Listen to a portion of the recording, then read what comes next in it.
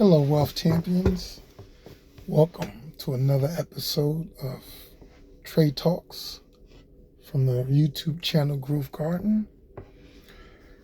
Where here we focus on steadily, slowly, securely, and strongly growing our wealth on a patient and consistent, resilient basis so we can survive the ups and downs of life and focus on long-term success instead of immediate, sometimes unsustainable results. Today, I want to discuss inflation. But before I get into that, let me put my disclaimer out there. This video is purely for educational content and should not be considered personal financial advice. I'm not a licensed financial advisor, and I don't know your financial situation, risk tolerance, or even investment goals.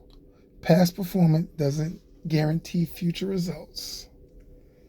And always do your own research, consult with a qualified financial professional before making any investments. Simply put, do your homework, do your due diligence to find out what's best for you. Okay, now that that's out the way.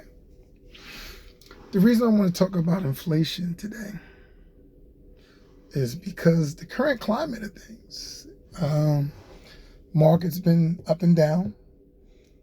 We're currently in a war. Gas prices have been jumping like crazy. So that's a form of inflation.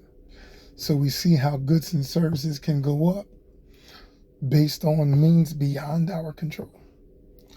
So before I get into that, let me go through basically the definition of inflation and talk about some of the causes. Inflation is the broad, sustainable increase of prices of goods and services, reducing the purchase power of money over time. So simply put, it makes your money hustle backwards. Your money is losing money.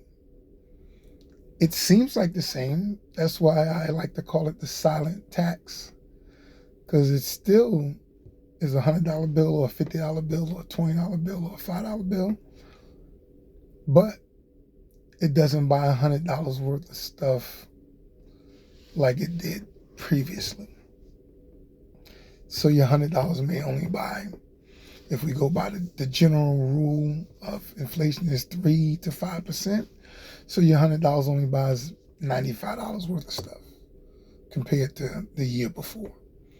So if you look at that and compound that, because inflation is compounded, I mean, at 5% a year,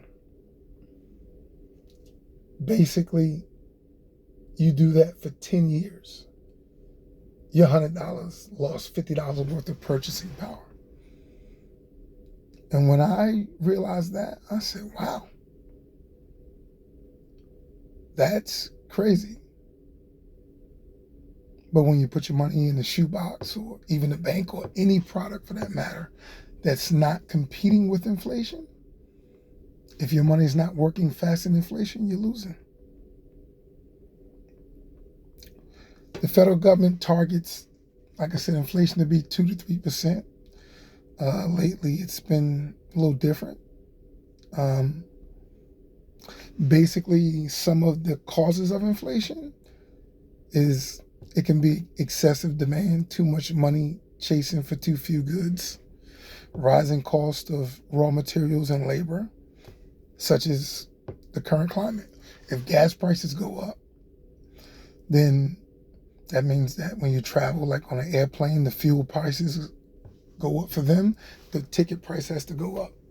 If you are getting delivery, food delivery, groceries delivered to the store, if the manufacturer have to spend more on gas, they offset that by passing it down to the customer. If you go on a cruise ship and that fuel is higher, same thing, have to raise the price to offset their higher expense so they don't lose money and can continue to have enough margin to turn a profit to keep their business going. Yep. When you look at it that way, it all seems connected and very different. Now, the other type of inflation that a lot of us don't see is what they call lifestyle creep. And if you've never heard that before, lifestyle creep basically is when you get increased income that often leads to higher and unconscious spending, causing discretionary income to vanish and hindering long-term saving goals. So simply put, basically, we get a raise and we feel more relaxed and comfortable and safer to spend money or more money because we're earning more money. So it's like a green light to increase spending.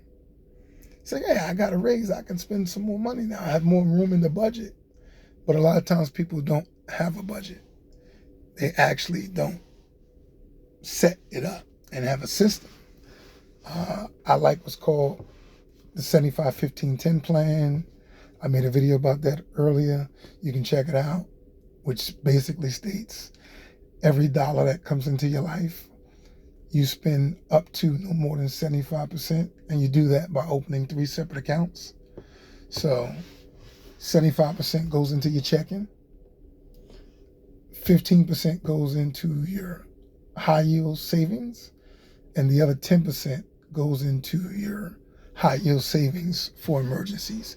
The 15% in the first high yield, that goes for investing, because investing is the best way that I know of to outpace inflation and keep your money from eroding. So simply put, if you look at the S&P 500 last year did a 17% return. If inflation is 2% like their target goal, which it wasn't, I mean, you would have made a 15% uptake in profit. So you would have 15% margin of wiggle room. Even if it was 5%, you still have more. Even if it was 10%, which I believe last year the dollar dropped by 10%. So that means you would actually have 7% margin after the erosion of the dollar. So it gave you protection. But if you put your money in the bank and they paid you 1% and inflation was 5%, you just lost 2% of the value of your money. This is why I like investing in high yield savings accounts. But yeah, that's one strategy. The other one is the 50-30-20 rule. I did a video about that as well. If you want to look into that, you can see that one as well. Similar, a little bit different. Basically, 50% goes to your necessities in the checking, 30% will go to your wants, and 20% will go to investing and saving. You can fine tune it and tweak it to your personal needs, preference, lifestyles. Yeah. But back to lifestyle creep. So basically, you get a raise, you spend more money, you go, I got more, I can spend more. A lot of people will say to themselves, I deserve it.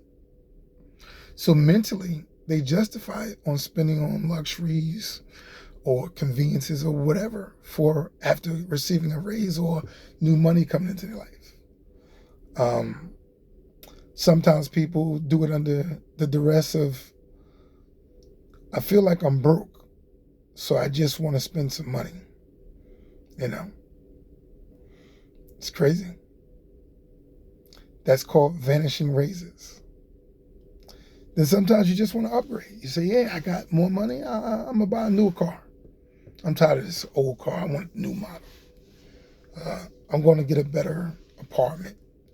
You know, so I'm going to pay more rent, but I get more amenities. Or I'm going to buy a bigger house and sell the one I got. Or upgrade to premium services. You know, hey, I think I'm going to treat myself to some room service. I want to fly first class because I got a raise. So different reasons why people do it. Sometimes people do it just unknowingly. They frequently dine out of convenience. I don't feel like cooking. I'm going to stop at the restaurant, pick up something to eat, or I'm going to order Uber Eats or DoorDash. I don't feel like going out to pick it up. I don't feel like cooking. I'm tired. I worked hard today. I deserve it. So sometimes it's more than one. It's different reasons. It's the I deserve it. It's the rise in discretionary spending. It's the lifestyle upgrades. It can be one or abundance of them all mixed together. One of the ways to stop that is to have a system like I talked about earlier with the money funnel, 75, 15, 10, 50, 30, 20. But yeah, sometimes people say, hey, you know what? This lifestyle creep, because I'm spending more money, I have less money to save. So less is sent to retirement, less is sent to emergency fund, less is sent to investments. Sometimes people, they live paycheck to paycheck. So even though they make higher money, they spend more, so it doesn't make a difference. That's why some ways to avoid lifestyle creep is to automate your savings. Have it automatic and create a realistic budget. So that's lifestyle creep. And that's basically what people go through. Thank you for your time. As always, if you found this interesting, like, subscribe, and share, and let me know your thoughts.